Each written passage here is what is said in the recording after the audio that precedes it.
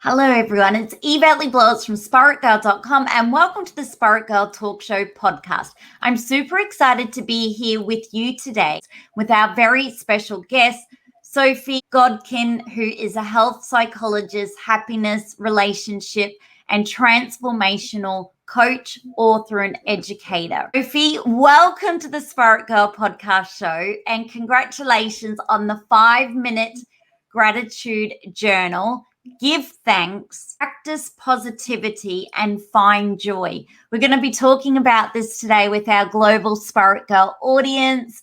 Thank you so much. It's an absolute pleasure and honor to be here with you today. Likewise, Yvette, it's a pleasure to be here with you, and thank you so much for having me. I'm happy to be here. Before we dive into your 5-minute gratitude journal, what inspired you to call your platform the Happiness Doctor?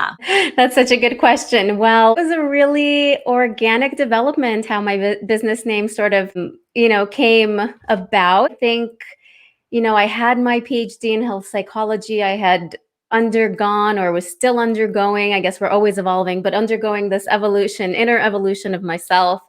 Career-wise, romantically, all of the things at the same time. And, I was just reflecting and looking back at my journey and looking forward to where I was heading and talking to a few friends at the time. And one of them looked at me and said, you're the happiness doctor. And I just took a breath and it just felt so right? Because my whole journey had been about not just having the disposition of happiness, which I always had. I'm one of those smiley people, right? Someone looks at me and they're like, oh my gosh, that girl is always smiling. But inside I wasn't always happy. And so my journey has been about how do I become authentically happy? How do I become genuinely happy? Like, I don't want a fake smile. I don't want to pretend to be happy. I want to be genuinely happy. So becoming the happiness doctor, having a business named the Happiness Doctor was just a natural reflection of who I am. And when I look at businesses, entrepreneurships, that's what I hope that sort of people are creating, a reflection of themselves in a name or in an offering, right? And my journey was no different. Wow. And can you tell our audience a little bit about yourself, where you're based, and really then why you were drawn to the health psychology and what you love so much when it comes to the work that you get to do? Oh, thank you for that beautiful question, Yvette. Wow, what I love about what I do. I mean, for me, any opportunity to do what I love, which for me is anything that's an extension of my natural gifts. So when I get to use my natural gifts, I'm happy, right? There's no way that you can't be happy if you're doing what you're naturally good at and you're contributing. And so for me, being able to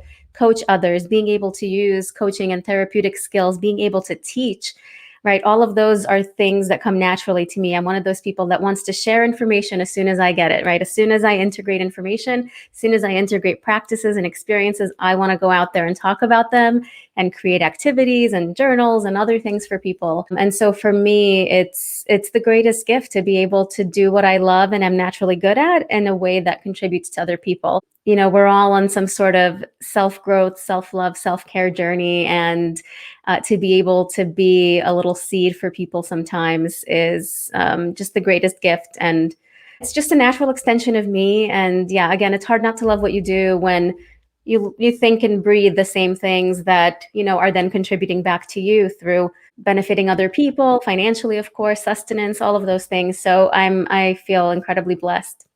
Oh, wow. Well, you were lighting up. For our audio audience, go to the Spirit Girl YouTube channel because you were just so lighting up the world then with this inner happiness and joy and peace and love and passion. It really you were just beaming through that positivity. So you obviously love helping people to feel good from within, to feel happy, to find their inner smile, connect with their inner kid, to just feel really at home.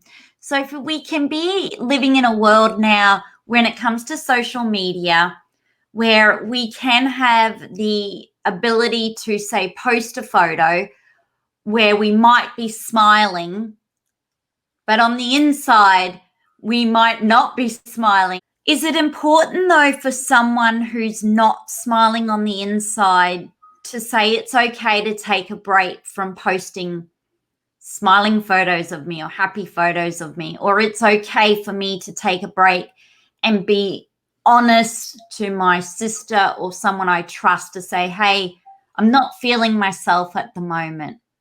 I'm not smiling on the inside. What advice would you give to that person who's just feeling a bit flat, deflated, and like the second year of the pandemic is wearing them thin? What a beautiful question, Yvette. And before I answer it, I just want to say that your passion equally lights up as you're interviewing me, just to acknowledge what I assume is one of your passions, if not your passion and one of your gifts and contributions to this world. So thank you for doing what you do.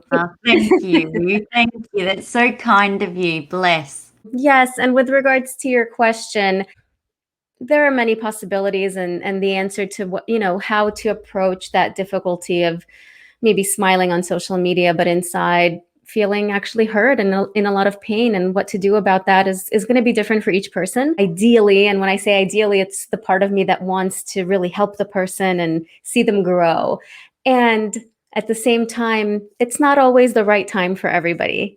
And so I would, of course, if you feel ready for that sort of honesty and that sort of vulnerability, then I would say, yes, consider it. If you're not ready, right? Because any behavior that we do that's not authentic, like smiling on the outside when you're hurt on the inside, it's serving a purpose. It's serving a purpose to protect you. So that's why I wouldn't say, rush to go be authentic and go be vulnerable with your sister or somebody because there's a reason you're protecting yourself, right? There's a reason that you don't want to feel that pain. If you're ready to be vulnerable, of course, by all means, be vulnerable. Find someone who you trust and love, who you can talk to, because at the end of the day, that's where your relief is going to be, right?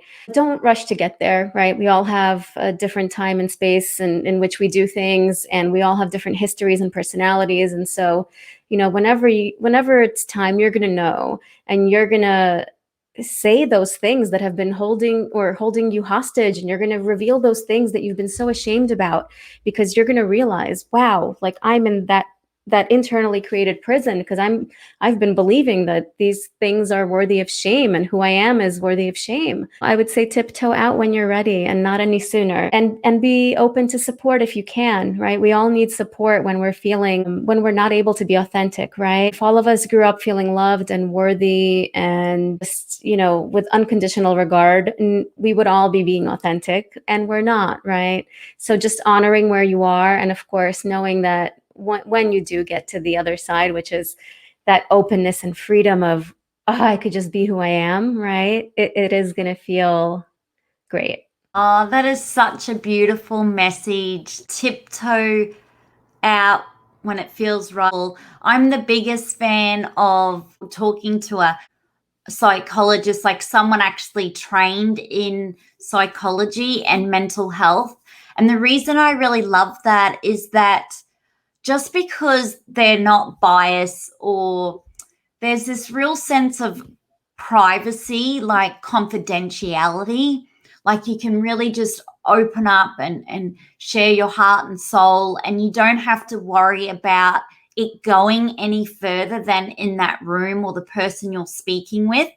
But unfortunately, I'm sure our listeners can resonate with this, and myself, and where you maybe have shared something you don't want everyone in your family to know, and you can confide in someone, and then that can go further, and it can actually make the situation, if you're struggling within, worse. Sometimes having an external person outside of the family trained in psychology or mental health can really help as well, with opening up in privacy and in confidentiality and support. Absolutely, Yvette. Yes. And it's the training, of course, right?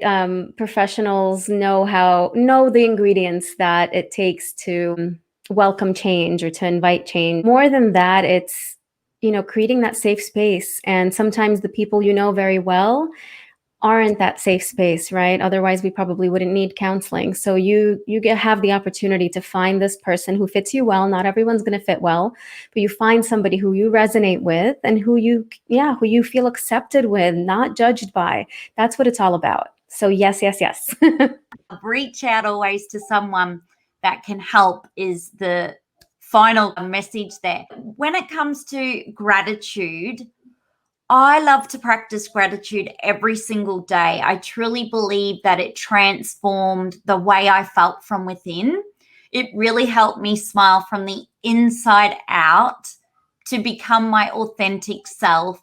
And it took me from being stuck in an absolute rut, rock bottom, just not in a very good place, to just changing my whole life around. And that's why I'm so passionate about practicing gratitude. And that's why I really, really wanted to share the 5-minute gratitude journal with our audience, and also more about gratitude. So what are the benefits of gratitude and how can we apply this to our life?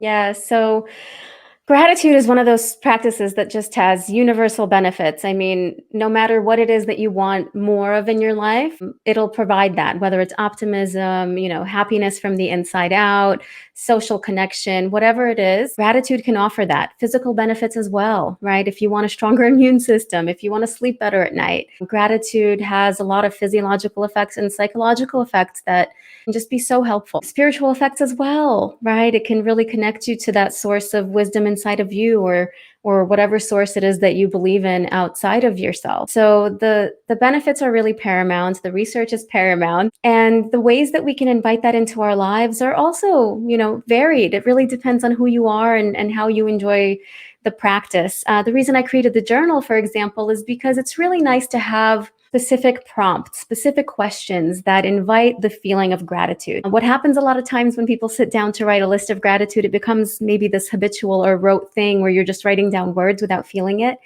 And gratitude really works when you're feeling it, because gratitude is a feeling, right? It's that feeling of appreciation for people, things, that have helped us in some way. And so you can do it by verbalizing it. You can do it by writing it down. You can do it just by, thinking it, right? Thinking and feeling it. That's what we're really getting to.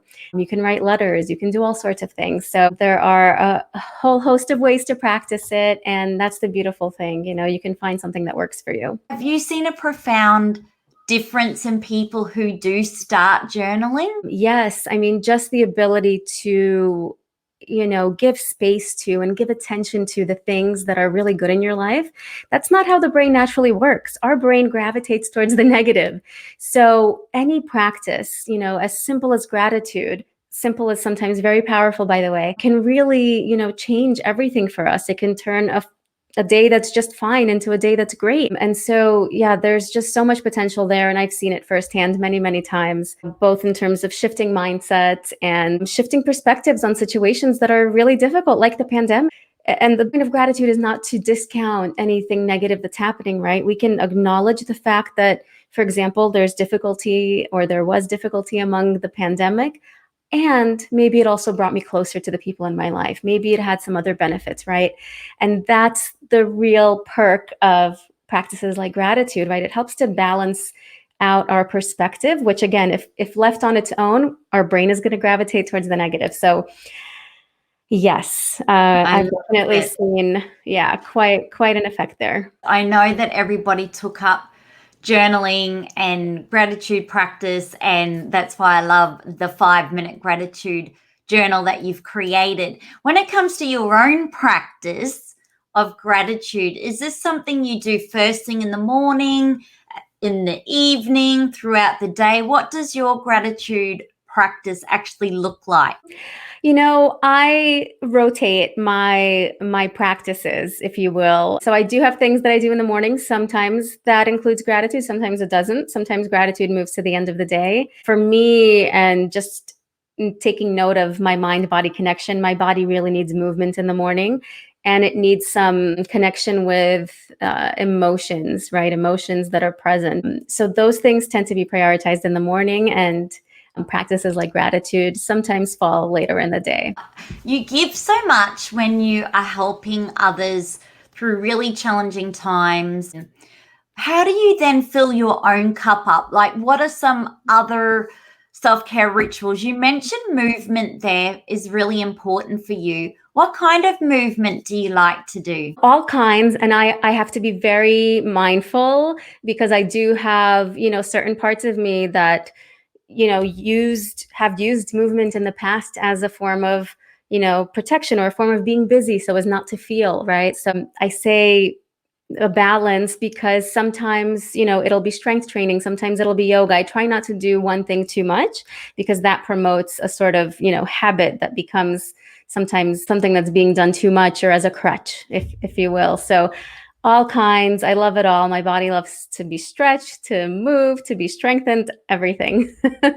Wow. And as a psychologist, every psychologist I've spoken to, or really anyone who's working in the mental health space, love to read books. They do a lot of reading when it comes to research and books. Is that something that you love to do as well? Yes, I guess we do have, we all have something in common there. I'm actually taking a trip next week and I was trying to pick just 2 books to take with me because I always have at least 10 that are, at least partially read. Yes, I love to read. And it's another thing I try to balance because I can read about human nature and psychology all day long.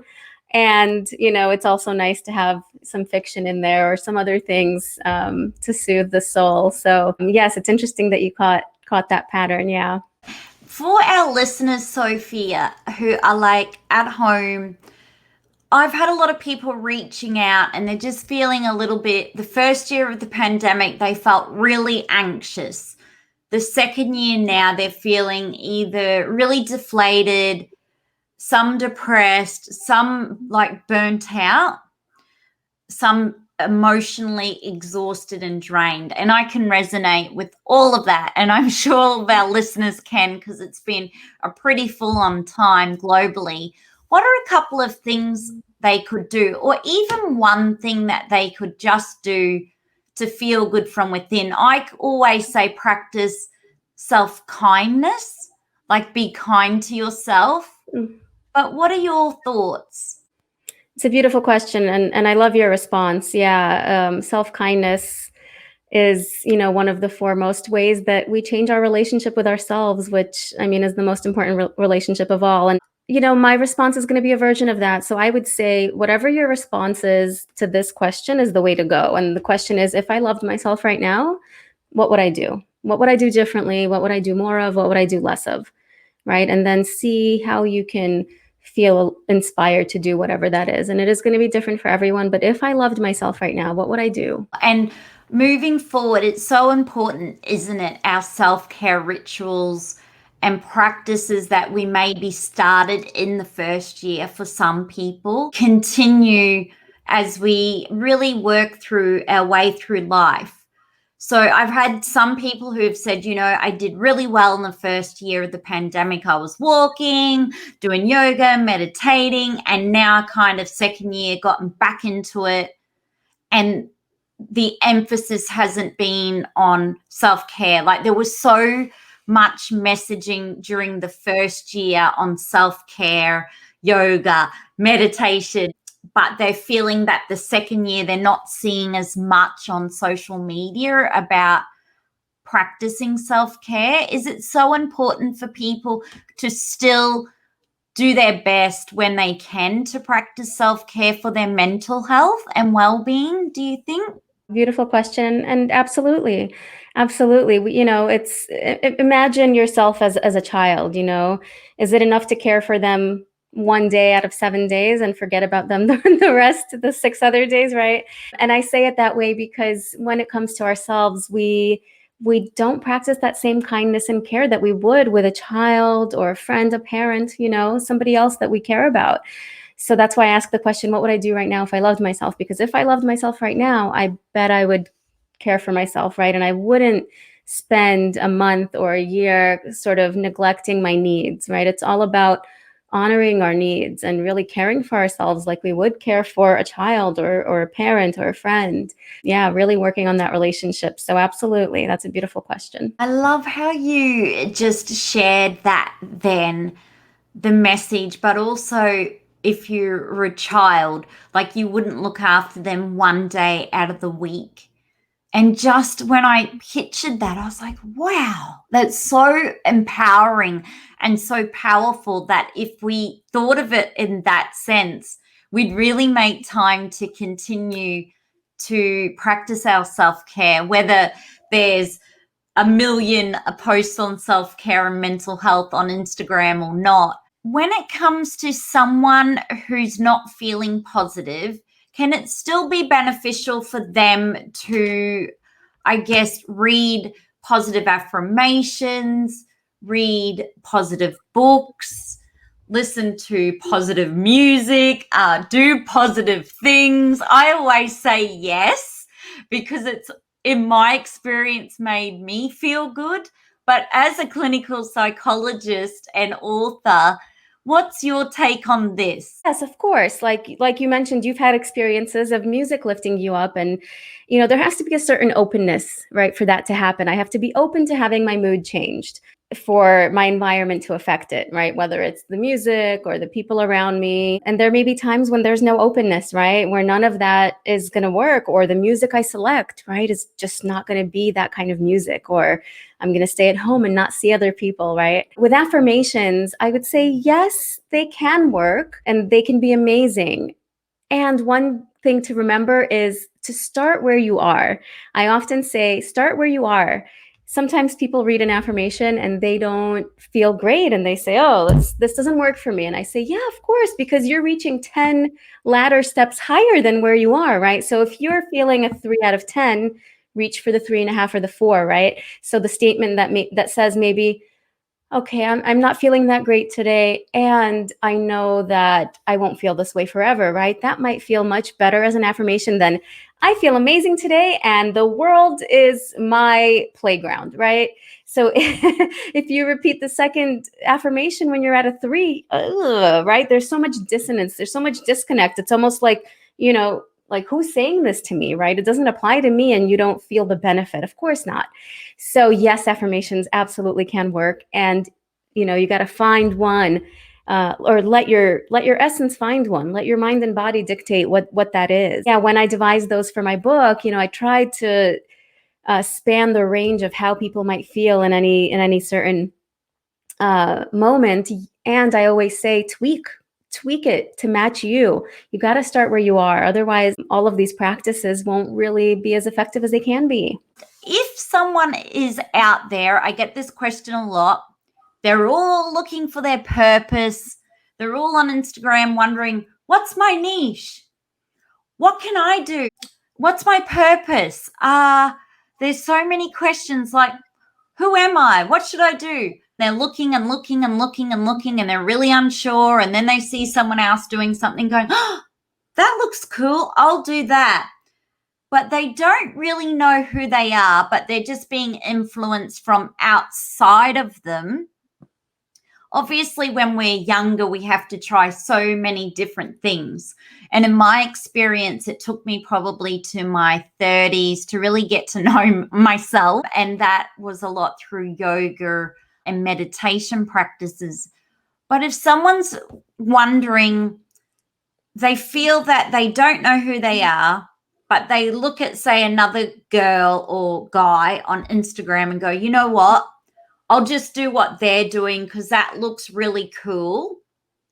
They start doing that though, and it doesn't feel right. It doesn't feel like them. Life is our compass. Our feelings are messengers, right? So if I try something and all I get is negative feedback, emotions are feedback, right? So if I'm frustrated, if I'm not enjoying life, right? Life should be enjoyed, could be enjoyed. If I'm not enjoying it pretty habitually, then that means something's not right. So the question is, what's not right? What's not right? And then why am I doing this thing that doesn't feel right? Because if we're tuning in, right, if we're asking, who am I? And how can my purpose be an extension of me, right? Rather than maybe a fear of mine transposed into a role that I see somebody else doing, which looks cool, then you'll get closer to where it is that you're going. But yes, it all starts with who am I, right? Who am I? And And yeah, how can I contribute? But just more simply than that, like, how do I want to spend my time? How do I want to spend my time? What's my personality? What am I really good at? How can I live true to myself rather than shoulding on myself, right? I should do this, or I should be more this, or I should be more like her, right? So yes, I would say to use all of the information that you're getting in the form of feeling not aligned or not good as feedback that maybe one door is less optimal than another, or one path is more optimal than another. I love those words of wisdom. If you even wrote down a list of just things you liked, whatever it might be, whether that's reading books, drawing pictures, doing craft, I mean, it could just be anything. You could even like plants or flowers. If you really wanted to be creative, think about what you like and what makes you happy, and then post that. Because I know a lot of people are always on Instagram wondering what should they post to be trendy, or what should they post to fit in, or what should they post so it can go viral. But it really, like you mentioned, comes back to your own skills and what do you like and what makes you happy. So what someone else is doing on another page or another person, even though they might have the happy smile on, doesn't mean it's going to make you happy. So we've got to go back to what makes us happy, don't we? And kind of figure that out. Some people probably say eating ice cream, and we'd go, that's okay. Then go to every ice cream shop and share the ice cream shops that you love. Like, that's okay. Be unique, be yourself, share what you love and what makes you happy. That's right, isn't it? Absolutely. Oh, that was so well phrased. Absolutely. And, if I look back, as an example, if I look back, I probably knew what, the extension of my essence was, what my purpose was at the age of 9. Like, if I really look back. But what happened after that, for the many, many years after that, is I was probably in a state of fear, or listening to, societal expectations and shoulds. And that's what we really need to start shedding, so that we can rediscover, what do I love? Like, what do I love? And without having judgment of, oh no, that's bad, or oh no, that's not going to make enough money, or oh no, like, that's not okay based on what so and so thinks. Yeah, just shedding those beliefs that we've acquired over our years in this life, to reveal like what's true for me, because each of us was brought here with, oh my gosh, a personality, an essence, and a unique fingerprint to, just express who we are, and just in that expression help each other. So yes, I couldn't agree more with you. I love that. And you just took me back to when I was like 8 years old, watching the Oprah Winfrey show, and Louise Hay came on. And from that moment, when I was sitting beside my mum watching the Oprah Winfrey show, I went, wow, that's what I want to do. Write a self-help book, help other people, and because I was like, oh, and I could even get paid for that. These women have a career on TV helping people, and they're talking, and here we are. I'm now 43 and I've just worked that out. So if you're in your 20s and you still don't know your purpose, maybe even you're in your 30s, it's okay. If I would have actually honored my 8-year-old self, but like you say, when I was 20, was like, right, I've got to get a good job, a good career. At the time, working in an office was that. It's got to pay X amount of money. And I guess it just takes time for the journey to unfold. I received your email, and can I say, everyone who's tuning into this Spirit Girl podcast show, go to thehappinessdoctor.com and sign up. That's thehappinessdoctor.com and sign up, because I receive your emails, which I love. I love reading them, and I literally open them, which is a miracle, because I receive so many emails, which I normally delete or don't open. And I have to say, I love when you do the coaching topics, and I learn a lot from you. So thank you, because it's really important that I thank you for all of the work you do as well. So big news, you've got your new course, and I want to share this with our podcast listeners, because it's got everything to do with like taming negative, unhealthy thoughts and feelings, developing more confidence, minimizing self-doubt, self-criticism, and negative self-talk. And at the moment, this is really affecting so many of us, letting go of perfectionism. So tell us more about the course and this big news and how we can get involved and what it's all about, because it's just so incredible that you're offering this. Oh, thank you, Yvette. I really appreciate it. This course, it's called the Negative Thinking and Feeling Cure. And it's really the first part of a journey that I take people on. It's the same journey that I've been on, right? So you can see how my purpose is living out through my past experiences. And this is the first bit of it, in the sense that, you know, the thing that people report that disrupts their happiness most is negative thoughts and feelings. And so it's really important, you know, underneath the layers of self-care and self-love is, how am I relating to my thoughts and my feelings, right? That's really that relationship between, you know, of self-love and self-care and self-compassion. How am I relating to my mind and emotions? So this course is all about, what are thoughts really? What are emotions really? And what do I do with them? Like, what do I do with these things when they arise? So really setting a foundation for everything else that thereafter helps us to be, you know, happier selves, and that helps us to create more satisfying relationships, and really that helps us to heal from the inside out. So some of the future programs are more about healing from the inside out and things like that. And we really need to have this foundation of, what happens when I feel bad? Like, what am I doing with that experience? And what happens when I think a thought that's unhealthy or that's leading me in a direction that I don't want to go? So this course is really a way for everybody to do that. I've been an educator for the longest time in universities, in private companies, all sorts of places. Psychology and education, the bridge between those is my passion. So the way that I love to do education is just to have it really be a supportive experience. Community that you join, you can ask me questions anytime, totally have access to me. And one of the things that's helped me the most is the people in my life, right? Not just the digital product or the book. This is an experience that I'm hoping to create for everybody, where they can do the same, where you can learn and be supported along the way. I love how they have access to you. I love how it's online. I love how you have other people, but they're able to do it in their own time, aren't they? So if they're busy at work and they've got kids and they just only have some time on the weekend to do it, that's okay, isn't it? Absolutely. It's totally self-paced. You can do it, you know, according to your individual schedule. Absolutely. I want to ask you, I'm a big believer. When I was a kid, I loved to listen to music and sing, and it was okay for me when I was a kid to sing out aloud, to dance, to sing with the brush in front of the mirror. I thought I was the coolest. I even thought I was going to be a pop star singer. It was all happening. I had so much self-belief.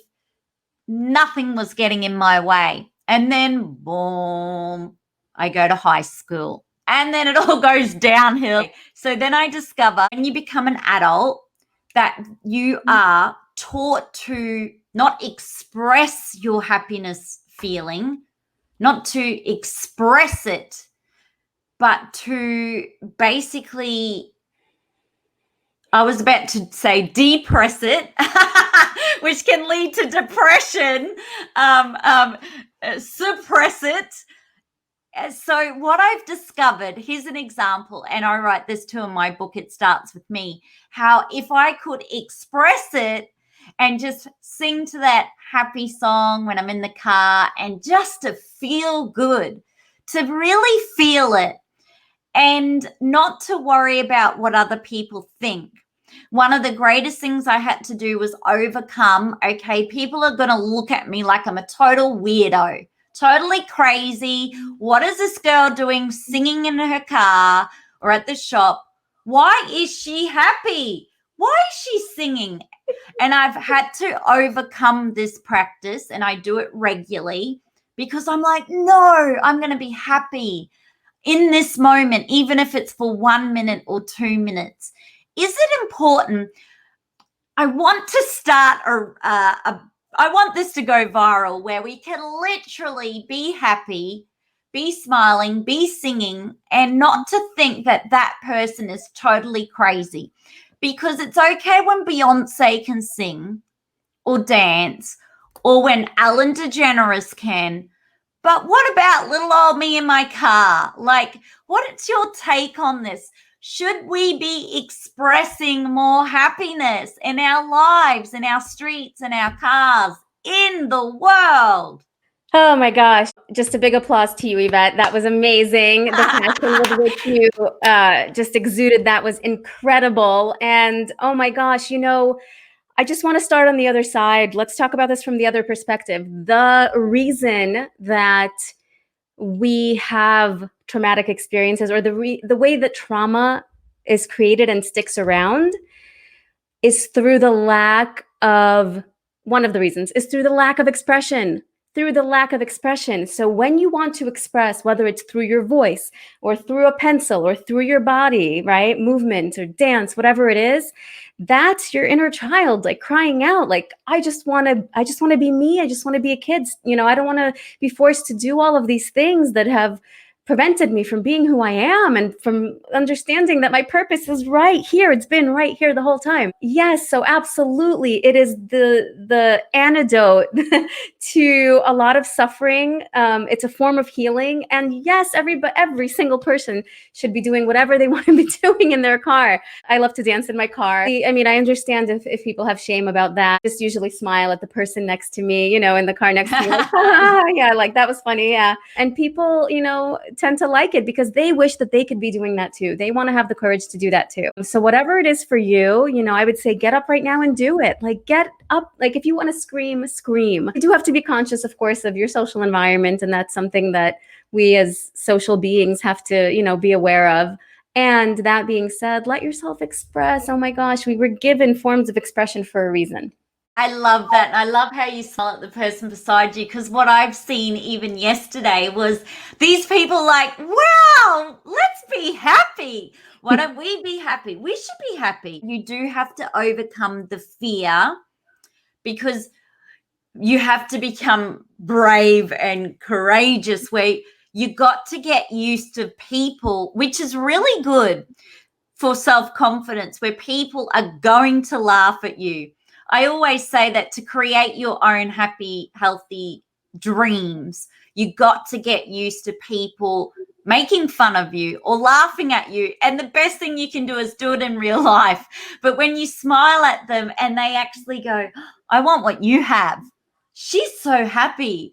It's just so contagious. And then you can see then other people start thinking they're smiling, and we go from this really serious adult look where we're so serious, everything's so stressful and intense. We've got to be so stressed and tense.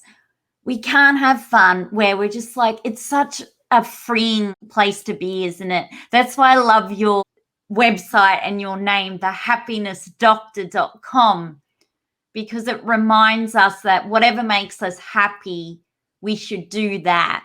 Now, how can we stay in touch with you after this podcast show? I would love to stay in touch with everybody who's here tuning in. You just mentioned one of the ways, and that's through my website, www.thehappinessdoctor.com. I would say sign up for the newsletter. That way you know about all of the things coming out. This course that just came out, there is another journal coming out soon. I can't say exactly what it is just yet, but you'll stay abreast of everything that's coming up. And then, I do have a Facebook community that I encourage everybody to join. We have weekly lessons and just a great group of people who are all similarly minded, similarly hearted on the path. So yes, everybody's welcome. And I do hope you stay in touch. Love, love, love, love, love the work you do. It's such a blessed gift. And you're a real light worker on Mother Earth, and your work is so needed. And thank you for going to all of the effort to do the 5-minute gratitude journal, which I'll include in the show links. And I can't wait to share your next journal. And I totally recommend, if everyone can grab a copy, it will truly help your gratitude practice, the questions you ask, the prompts. And it's just such a beautiful way to wake up, or way to go to bed if you want at night. But it's just such a beautiful thing to have with you and just a beautiful way to truly reflect on your own life. So thank you again for being on the Spirit Girl podcast show. It's been an absolute honor and pleasure. We will say goodbye, and be sure to subscribe, to leave a rating and review, and to tell someone you love to. And together, let's feel good from within.